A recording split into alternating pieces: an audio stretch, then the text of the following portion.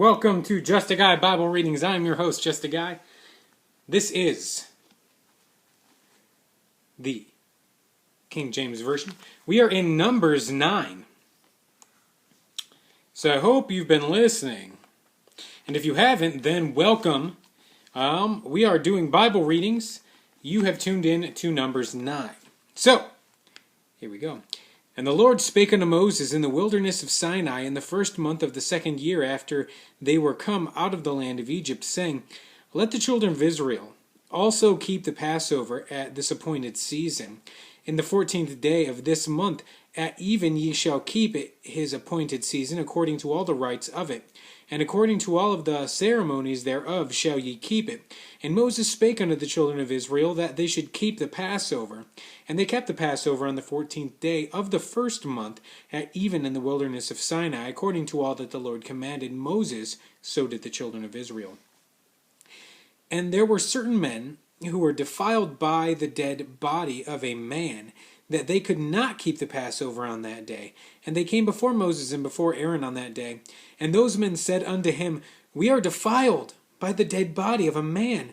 Wherefore are we kept back, that we may not offer an offering to the Lord in this appointed season among the children of Israel? And Moses said unto them, Stand still, and I will hear what the Lord will command concerning you.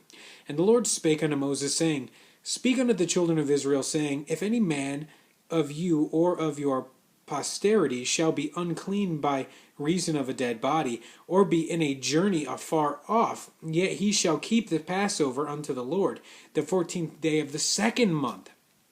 At even they shall keep it, and eat it with unleavened bread and bitter herbs. They shall leave none of it unto the morning, nor break any bone of it. According to all the ordinances of the Passover they shall keep it. But the man that is clean, and is not in a journey, and forbeareth to keep the Passover, even the same soul shall be cut off from among his people, because he brought not the offering of the Lord in his appointed season. That man shall bear his sin. And if a stranger shall sojourn among you, and will keep the Passover unto the Lord according to the ordinance of the Passover, and according to the manner thereof, so shall he do. Ye shall have one ordinance both for the stranger and for him that was born in the land. And on the day that the tabernacle was reared up, the cloud covered the tabernacle, namely the tent of the testimony. And at even there was upon the tabernacle as it were the appearance of fire until the morning. So it was always, the cloud covered it by day, and the appearance of fire by night.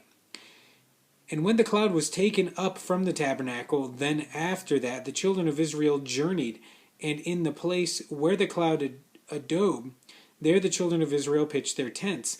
At the commandment of the Lord the children of Israel journeyed, and at the commandment of the Lord they pitched.